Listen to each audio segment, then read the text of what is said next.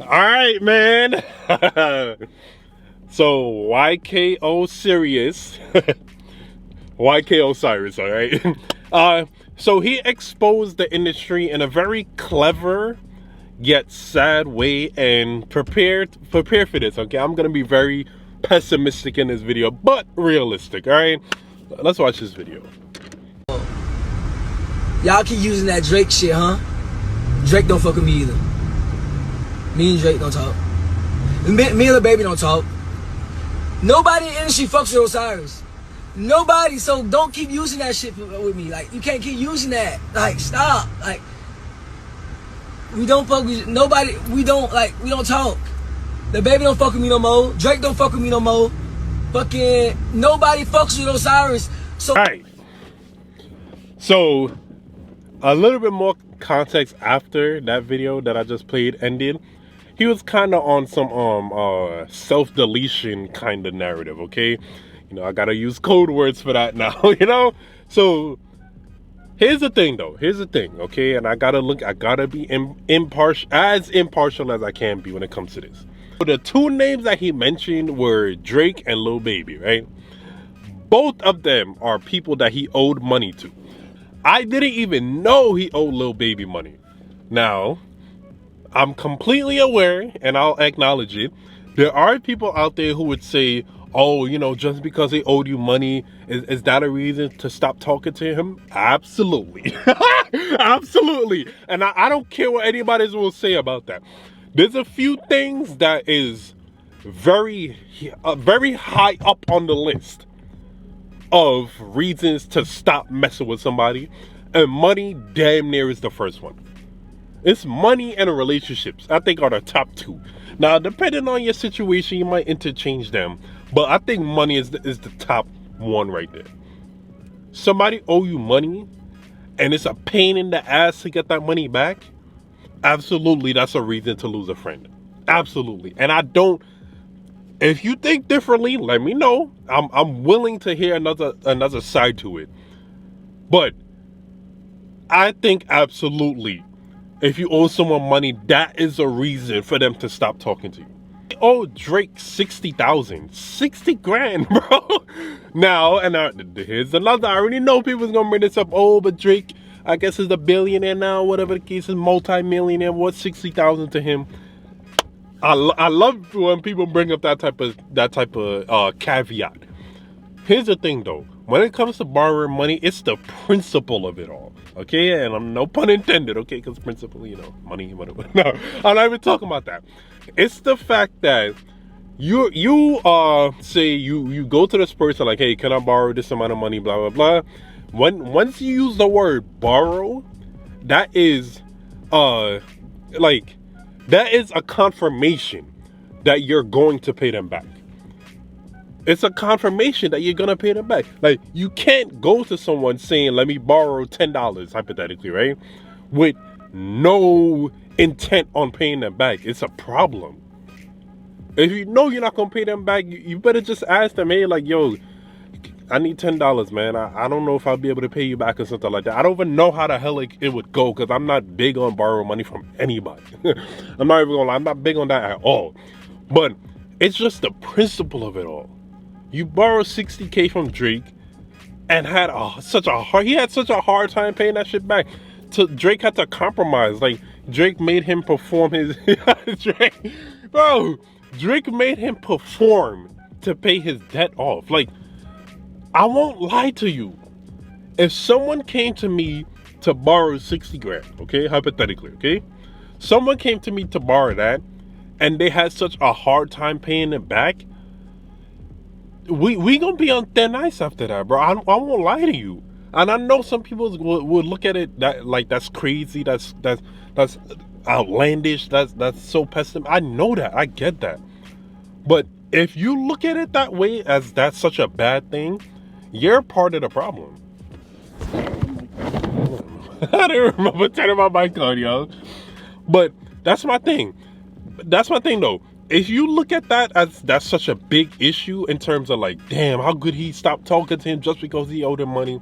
You're probably one of those people that borrow money from people with no intent on paying that back. And you look at them funny when they ask you for the money back.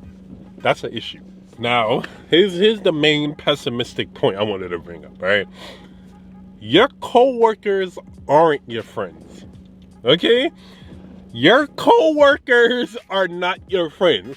And I know, because I had a hard time accepting that at first. So like one of my first jobs, I don't remember what the job was, but one of my first jobs, I had a hard time accepting that too. But the more you realize and the more you're let down and disappointed by your coworkers, is the more you can emphasize that point. That's why I could put so much emphasis on that damn statement right there. And you got to think about it. And here's why I say it's pessimistic. Drake, YK Osiris, Lil Baby, and others, they're co-workers at the end of the day. They're both in the same industry, doing the same thing. They're co-workers. I'm not 100% sure, but I could probably say most of Drake and Lil Baby's friends, or who they would call friends, are people in the damn industry. They're co-workers. And you gotta think about it. Your favorite YouTubers that's cool with each other, you know, like hypothetically Kai Cenat, Bruce Drop 'em Off, and Your Rage, they're co-workers at the end of the day. Could be friends. I'm sure they would consider themselves friends. But at the base of it, you looking at it for what it is, at the base of it, they're co-workers. They're co-workers at the end of the day. So like YK Osiris is that person at your job that was constantly going around asking people for money, asking to borrow money and shit, and was never paying them back, or having a hard time paying them back. I think anybody would stop messing with someone that's a serial borrower of money, but not a serial payer backer of money. Let's check out this second video, man. I got some more to talk about. I just want to say this. Let's not get this misconstrued that Osiris was being emotional. Osiris was crying because certain people in the industry doesn't mess with him. That's not true. The reason I was crying, the reason that I was showing emotions, to let people know that other people feeling like this too. I show so much love. I show so much happiness and joy to people that I really love and I really mess with and I really look up to, but I don't get the same results. All right. I can't even lie. That's some real shit right there. I think most people be feeling that way, right? I think a lot of people be feeling that way in terms of like, they show support to this person, they show love to this person, they're willing to jump out of their way to show support to people, but it's never reciprocated, or hardly ever reciprocated. And it's so funny. Oh my god, I hate to get it personal, but whatever. It's funny because I remember I was watching this YouTuber. I think it was Catherine Manning, giving some YouTube advice, right? And she said like when she first started her YouTube channel, she didn't really have support from people that she knew, you know, like local support, people, you know, close by to her, whatever the case is, right? And now that I'm on the journey myself, I can honestly concur with that. I can corroborate her statement, bro. It's so weird. And then I know I'm the type that they started a YouTube channel, the same people that I know personally, that watch my stories. I put up my posts on IG, my IG stories, so I know who's watching. And I put up my posts on my main page. None of the same support. But let them start a YouTube channel, I'll be right there supporting them. But you see now, I've completely overhauled my support. They take advantage of your constant support. I know that was happening with YK. I know, like, it gets tiring and it gets sad. And I won't lie. Like, he said some real shit in that video. That video was like 20 seconds, but that was real right there.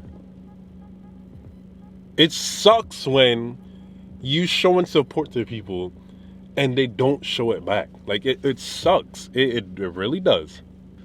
I had to think about it like this. YK Osiris, she was probably that artist, right? So eager to jump into the industry because, you know, he probably looked up to Drake or whatever the case is, right? Looked up to him like, oh my God, I can't wait to meet him. We're going to be best friends or whatever the case is. You know, people think like, I know people think like that. he was probably of that mentality. He was probably of that mindset. But then he got around the people. He got in the industry, and then he was like, "Oh man, all these people are fake. All these people are frauds. They don't mess with you when you're not popping anymore. They don't mess with you when you're not writing down your best lyrics anymore. Like, you know, like the greatest rapper J. Cole once said, they only care about it when he writing a rhyme, bro. Like PNB Rock in one of his latest interviews before he passed, he said, hell, nobody was really checking for him. Nobody didn't really care about him. I think YK is realizing that. They don't really care about you unless you popping. They don't really care about you unless you the trending topic. Yeah, like I said, I know this is real pessimistic thoughts, but it's real though. I'm actually glad YK mentioned this, bro. I'm glad he exposed that. It's real, man. But at the end of the day, your coworkers are not your friends. Let me know what y'all think, man. Let me know what y'all think. This was just a pessimistic video all around, wasn't it? But it's real, though. It's so sad that pessimism, you know, it's so sad that pessimism has to equate to realism, though. But that's just how it is, you know? Let me know what y'all think. If you made it to the end, I really appreciate it, man. Like, comment, subscribe. Thank you. More videos coming soon, man.